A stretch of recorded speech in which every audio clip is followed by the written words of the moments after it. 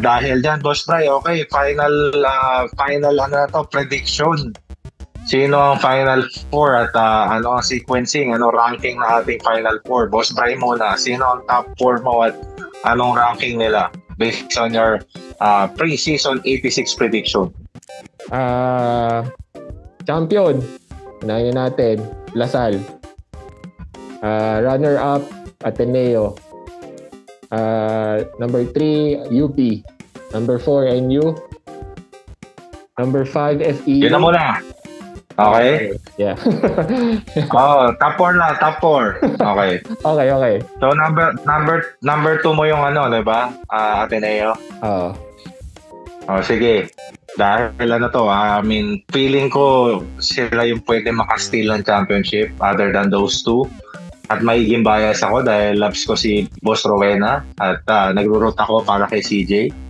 So, number 1 ko is Lasal and number 2 ko is UP. Dahil bias ako. Uso naman mga bias ngayon. And then number 3, Ateneo. And then number 4, NU. So, doon lang tayo number 2 and number 3 baliktad. Yeah. Tapos, Boss Bry, sino ang mo? Rookie of the Year, probable na Rookie of the Year. Favorite? Well, baka si Francis Lopez. Para siya magiging Ben Simmons, ha? Yeah. Yan. Yun, si Francis. Okay, so sa akin, Rookie of the Year siguro, Mason Amos. Yeah. Good pick.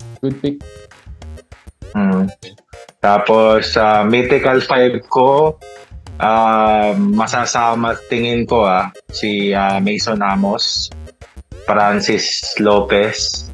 Dalawa yung mapupunta sa Mythical 5 sa UP. Francis Lopez and Diouf. Believe ka talaga kay Francis Lopez, ha? Mythical 5 running. Kahit na tinatapon niya yung pangalang Lebron, believe pa rin ako sa kanya. Lebron Lopez. Lebron Lopez. So Amos, Diouf, Lebron Lopez, tapos samahan natin ng Caballero dahil final year na niya. Final year na ba ni Caballero? Ha? Final year na ba ni Caballero? Final year na yun.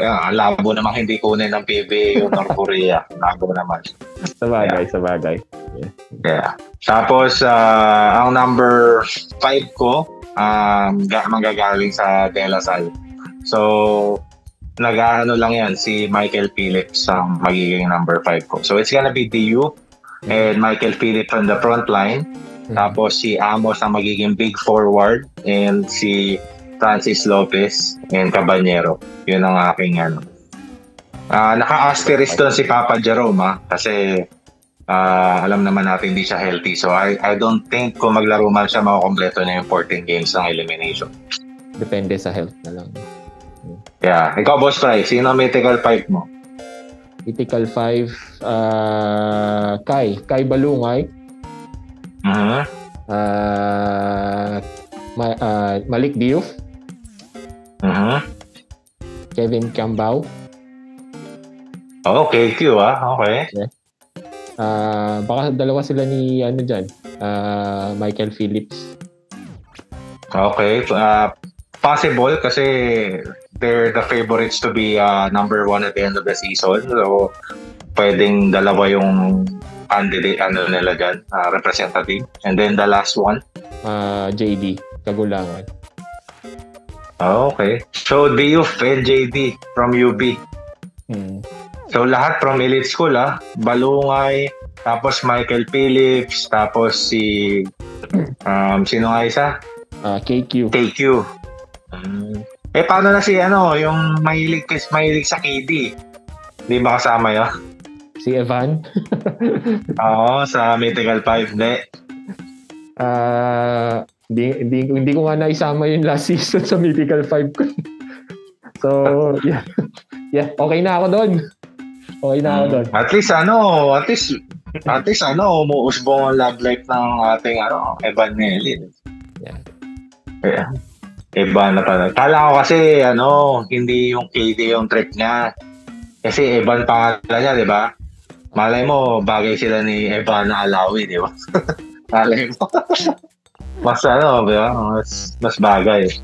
Pareho pang Middle Eastern yung dating nila. Di ba? So, Boss Ray, ayan ang ating pick. Yeah. Meron na tayong Rookie of the Year. Rookie of the Year mo, si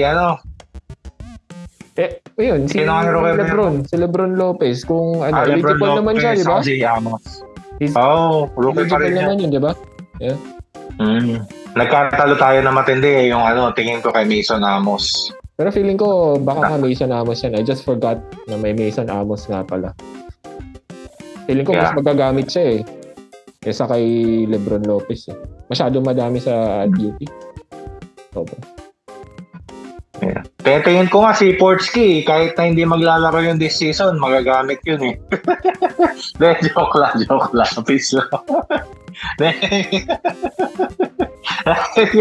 So, ating preview ng Boss Bray, season 86.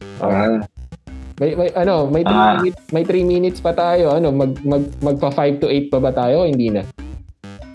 5 to 8. Sige, mabilisan. 5 to 8. Sa'yo.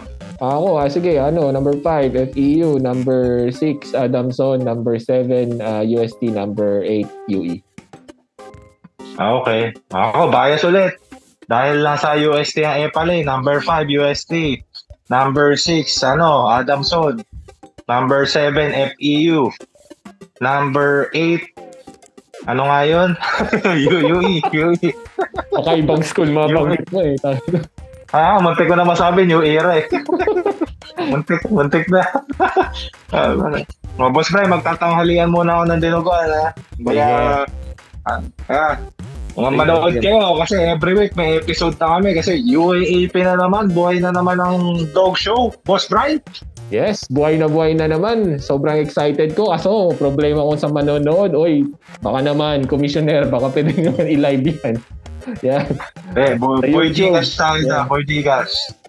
YouTube or Facebook naman, Boss Bray, babati lang ako.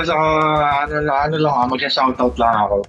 Shoutout sa Epalane Boba na nasa 1173 Pinobal Street, Sampaloc, Manila.